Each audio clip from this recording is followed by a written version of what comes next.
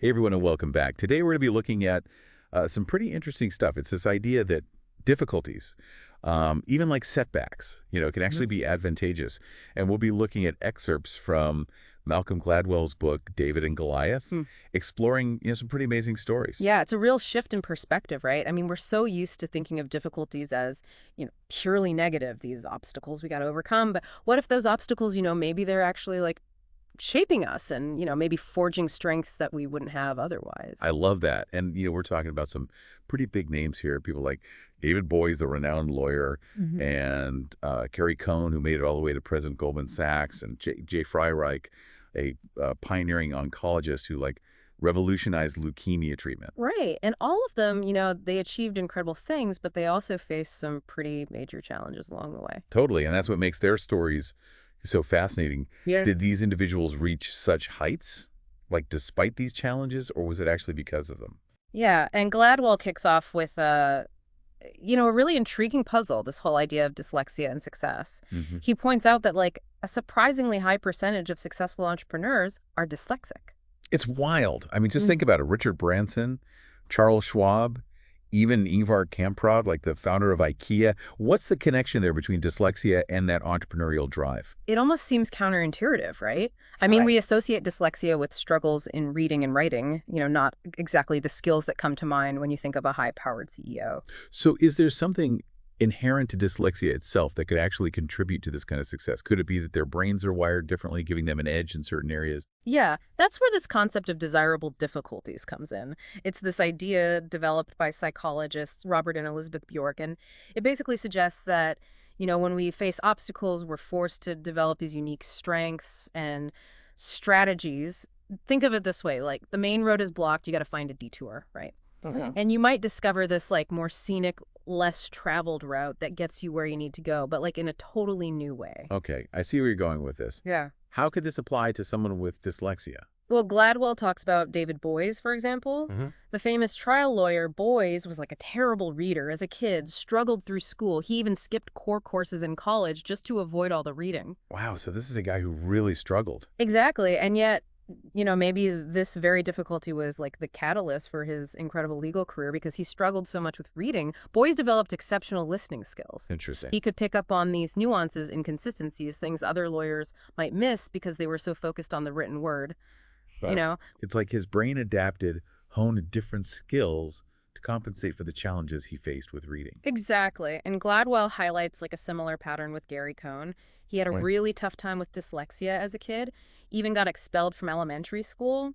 He talks about constantly feeling like an idiot because he couldn't read like his peers. Wow, that must have been tough. Yeah, and what's so fascinating about Khan's story is how that experience shaped his relationship with failure. He was so used to setbacks, to constantly facing this downside, that he developed this remarkable comfort with it. He got used to it, basically. Yeah, and this allowed him to take risks, to kind of push boundaries in ways that others might shy away from. So instead of crippling him, his early struggle with dyslexia actually prepared him for this high-stakes world of finance where things are constantly changing and you have to be Yeah, able to adapt quickly and, bounce back from setbacks. precisely.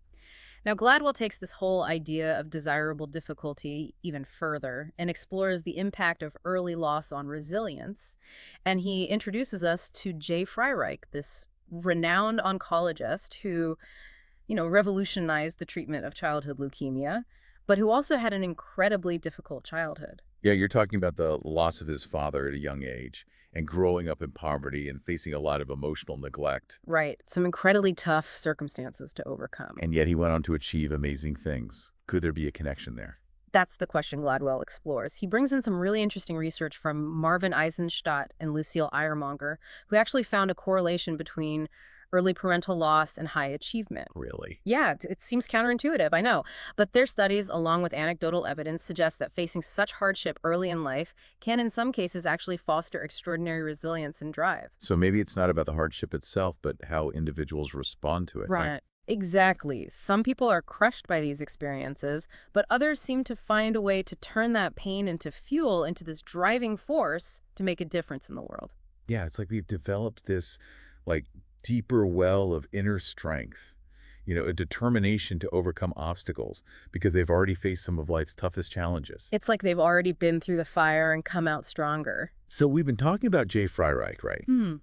And how this idea of overcoming hardship early in life might have shaped his approach to treating childhood leukemia. Right. One of the biggest challenges in medicine at the time. Absolutely. And we left off with Freireich, making some real progress in controlling the bleeding that was killing so many young leukemia patients. Huge step forward. It was because it meant that kids could actually survive, Yeah. long enough to try and treat the cancer itself. Right. But that's where things got really complicated. Yeah, because the treatments themselves were basically just poisons, these super toxic drugs that could only be given in like really small doses. Yeah. Yeah. If you gave too little, the cancer would win too much and the patient would die from the treatment itself. It was like a no-win situation. Exactly. And the prevailing attitude at the time was just pessimism. One of the leading hematologists, Max Winrobe, he actually went so far as to say that these treatments did more harm than good.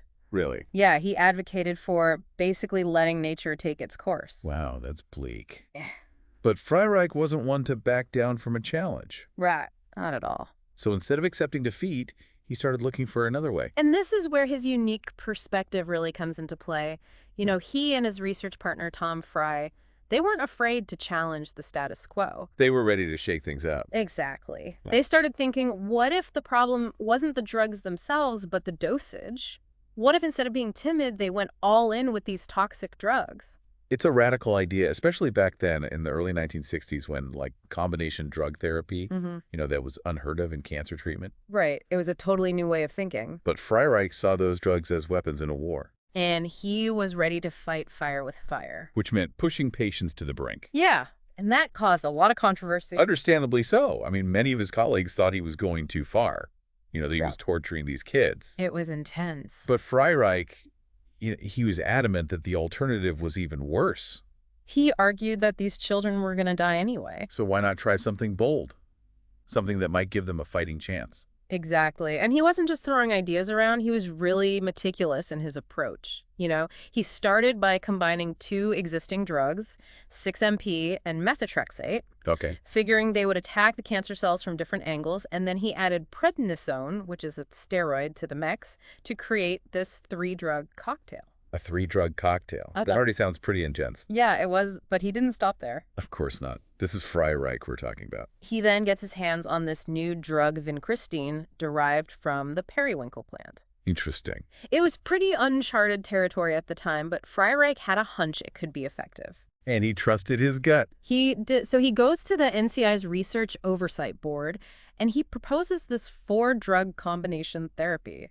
Wow, hitting the cancer from every angle imaginable all at once? Yeah. I could only imagine what the reaction must have been like. It was a complete shakeup of the status quo. People thought he was nuts. I bet. Here he was proposing to give these incredibly toxic drugs in combination to young children. It seemed reckless to some, maybe even barbaric. For sure, but Freireich wouldn't be deterred. He was convinced this is the right approach. And he was relentless in his pursuit of a cure. And in a surprising turn of events, his boss, Gordon Zubrod, eventually gives him the green light. It was a risky decision, for sure. It was. But Zubrod had seen Freireich's determination firsthand. He knew Freireich wouldn't back down. And that sometimes to make real progress, you have to take risks. Exactly. So the trial, this VMP regimen, as they called it, began. And from what I understand, it was brutal. The side effects were horrific. Oh, it was incredibly tough on those kids and their families.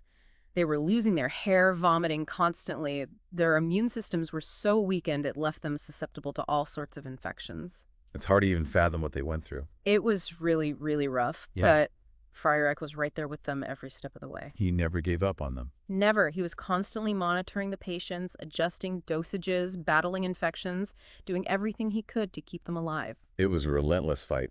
He pushed himself and his team to the limit. He didn't sleep. He barely ate. He was completely consumed by this battle against leukemia. And he expected that same level of commitment from his team. Absolutely. One of his former fellows described Freireich as demanding, Demanding in what way? He would tell them to do things that were considered completely unorthodox at the time. So he wasn't afraid to break the rules. Not at all. He wasn't concerned with what the textbook said. He was focused on results, on saving lives, and he was willing to rewrite the rules to do it. So did this crazy VAMP regimen actually work? Was it worth all the risk and the suffering? Well, the initial results were promising, but not a complete victory. The leukemia would go into remission, Okay. but then it would come back. So it wasn't a cure. Not yet. But Freireich doubled down. He decided to continue the chemo treatments every single month for an entire year. Wow, a whole year. Think about that for a moment. These kids are finally feeling better, getting back to some semblance of normal life, and he's going to put them through this grueling treatment month after month for a whole year. It was a gamble. It was, and many people questioned his methods. But he was convinced it was the only way. The only way to completely eradicate the cancer, to prevent those surviving cancer cells from staging a comeback. And you know what? He was right. His relentless, almost fanatical approach worked. So this guy who was called insane, who was criticized for pushing the boundaries of acceptable treatment, he ended up developing a treatment that saved countless lives. It's a truly remarkable story. And it speaks to the power of a certain kind of personality. A personality that's willing to challenge convention and persevere in the face of seemingly insurmountable odds. It really makes you wonder, would someone with a less turbulent past, someone who hadn't faced such adversity in their own life, would they have had that same drive, that same willingness to take those risks? It's a fascinating question, and it gets to the heart of Gladwell's exploration of desirable difficulty. It's not about glorifying suffering, but about recognizing that adversity can, in some cases, shape us in really Yeah. profound ways, forge within us this resilience and determination that can lead to extraordinary achievements. So it's incredible to think about how Freireich's own experiences with hardship, right, might have influenced his approach to treating leukemia. It's almost like those early challenges prepared him for the fight ahead. It's a really compelling thought, isn't it? Gladwell actually draws this really fascinating parallel between Freireich's story and the experiences of Londoners during the Blitz in World War II. Oh, wow. Those relentless German bombing raids. Yeah. I mean, what could that possibly have to do with treating childhood leukemia? Yeah. On the surface, not much, of course, but Gladwell uses it to illustrate this whole idea of resilience in the face of overwhelming adversity. There was this widespread expectation that the Blitz would completely demoralize the British, that people would just panic and society would crumble. But that's not what happened at all. So what did happen? How did people cope with that constant threat? Well, as the bombing continued, people started to adapt, and those who survived the attacks, those who witnessed the devastation but weren't directly harmed themselves, they started to experience this strange phenomenon. Okay, I'm listening. Instead of being terrified, they actually felt this sense of exhilaration, almost like invulnerability. Wow, that's wild. It's like the more they were bombed, the less afraid they became. Yeah. Exactly. And a psychiatrist named J.T. McCurdy, he actually labeled this phenomenon remote misses.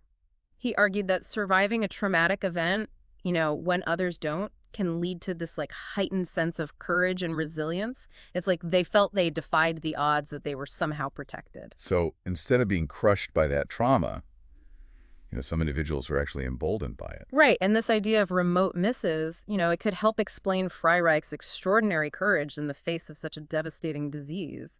Yeah, because he'd already faced some of life's toughest blows. I mean, in a sense, he'd already stared death in the face and come out on the other side. He had this inner strength that had been forged, in the fires of his own personal hardships. So he had already been tested in a way. Exactly. And that strength, that's what allowed him to stand firm when others faltered, to push forward with treatments that seemed radical, even dangerous to some. Because he wasn't afraid. He wasn't afraid to challenge conventional wisdom because he'd already seen firsthand that what doesn't kill you can actually make you stronger. It's an incredible story, but it's also a really complex one. On one hand, it's tempting to say that, Freireich's difficult childhood made him the hero he became. But on the other hand, it's important to acknowledge that no child should ever have to endure that kind of suffering. Right. That's the paradox at the heart of this idea of desirable difficulty. It's not about glorifying suffering or suggesting that trauma is somehow a good thing. It's about recognizing that our experiences, both positive and negative, they shape who we become. And sometimes those experiences that we perceive as setbacks, They can actually be the catalysts for incredible growth and resilience. And Freireich's story, it's not unique. Gladwell introduces us to a number of successful individuals who also experienced significant hardship early in their lives. Exactly. And he brings in research to support this idea that early adversity can actually be a predictor of later Like success. what kind of research? Well, he cites the work of psychologist Marvin Eisenstadt and historian Lucille Eiermonger.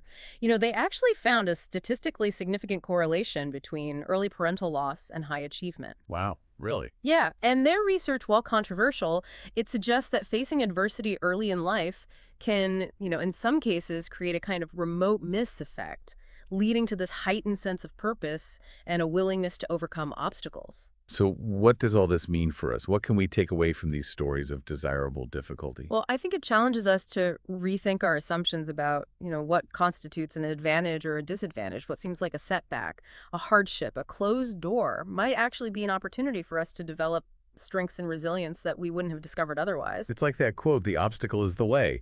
Instead of seeing difficulty as something to be avoided at all costs, maybe we should consider how it's shaping us, how it's Yeah. revealing those hidden strengths and forging, a new path forward. Exactly. And the next time you're facing a challenge, a setback that seems insurmountable, remember the stories of David Boies, Gary Cohn, Jay Freireich, and all those Londoners who endured the Blitz. Remember that sometimes the greatest triumphs emerge from the most unexpected places. And who knows, maybe that obstacle you're facing right now is actually the key to unlocking your greatest potential. Thanks for joining us on this deep dive into, this fascinating world of desirable difficulties. Yeah, we hope you found this exploration as thought-provoking as we have. And remember, the journey doesn't end here. Keep learning, keep exploring, and keep those challenging questions coming.